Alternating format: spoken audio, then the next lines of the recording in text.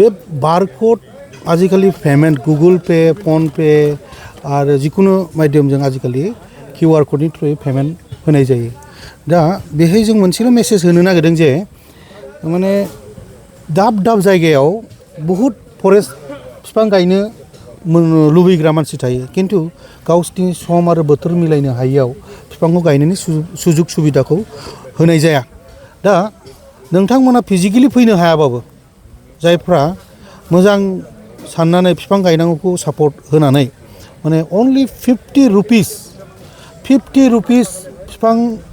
गायनायनि जे लेबार खरसा बेखौ नोंथांमोना हरब्लानो नोंथांनि नामाव बिफांखौ गायनाय जागोन दा नोंथाङा जेरावखि थाया मानो वर्ल्डनि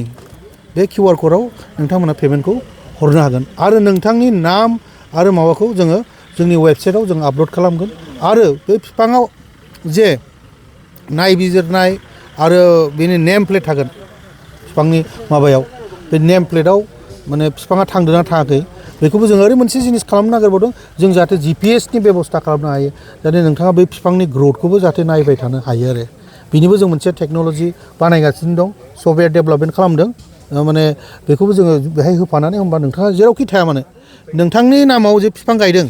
बेखौ नोंथाङा बेखौ ग्रथखौ नुबाय थागोन होमबा मोजां फिल लानो हागोन आरो नोंथांनि इनभल्भमेन्ट दङ होननानै जोंबो गोग्गानाय मोनगोन आरो जिहेतु नोंथांमोना बिफांखौ गायबाय बेखौ प्रटेक्सन होनायनि बेलायाव नोंथांमोना माबायदि राहा लादों? येस दा जोङो टिम बानायदों जोंनाव खोन्दो दं खोन्दोसा दं आरो डिस्ट्रिक्ट दं जोंनि बनसुनियाव दा बिथांमोनखौ जों ट्रेनिं होनाय जायो जाहाथे बिथांमोना एटलिस्ट सप्तायाव खननै माने राउन्ड होयो बेरायफैयो जाहाथे जोंनि फरेस्टनि जेसेबां फोर्स जेसेबां NGOs जेरै सिखना जोहोलाव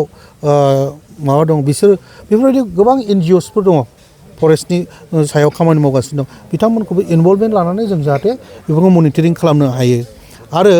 दिनैनि बे बोथोरा खिन्थु जोबोद मोजां दा बिफां गायोब्ला जोंनि बिफाङा थांनानै थानायनि माबाया बांसिन दं आरोखि चान्सेसा बांसिन खिन्थु सेप्तेम्बर माहाव गभर्नमेन्टनि नाम नम हिसाबै सेप्तेम्बर माहाव गायलाबायदों लास्ट इयार थारमाने 1 लाख गायदों 2 लाख गायदों खिन्थु बेफोर बिफाङा थाङाखै खिन्थु जों देग्लाय आसा खालामो जिहेथु जोंना नैबे बोथोरा जिहेतु मिलायनाय बोथोर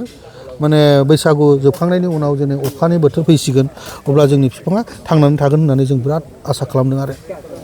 दा बेजों लोगोसे सिखना जोहोलाव माहारियारि पार्क जिहेतु नैबे हाग्रामा ओनसोला सानफा एफा जे दानस्रांजागासिनो दं फोजोबस्रांजागासिनो दं बनसु हिसाबै नोंथांमोना मा नोजोरजों बुंनो सानो? येस जों बेखौनो मोनसे एग्जाम्पल होनो नागिरदों यादव पायें द फरेस्ट मेन अफ इन्डिया होनना बुङो जायखौ बिथाङा हारसिङैनो जुदि मोनसे फरेस्ट बानायनो हायोबा जों मानो हाया जोंबो नाजानांगोन जाहाथे रिप्लान्टेसन खालामफिननानै जाहाथे बाहाय जोङो जाहाथे जाथिनो बेखौ जों कन्ट्रिबिउट होनो हायो दा बेबायदि जोंनावबो सिन्थाधारा दङ दा बिनि थाखायनो जोङो बिथां यादव पायेंखौबो जोङो बावैसोनो लोगो हमनो थांगोन आरो बिथांखौनो जोंनि जाहाथे ब्रान्ड एम्बासाडर जादों होननानै जों रिकुवेस्ट खालामनो थांगासिनो दं दा बिथांनि सोमोन्दै जाहाथे जोंनि उन्दै यां जेनेरेसननि गथ'फ्रा जाहाथे बिथांनि लाइफ हिस्ट्रिखौ फरायथों बिथांनि इन्सपिरेसनखौ मोन्थों होननानै जों बिथांखौ जों BTC आव जों लाबोनो सिन्थाधारा खालामगासिनो दं जायफोरा बिफां लाइफां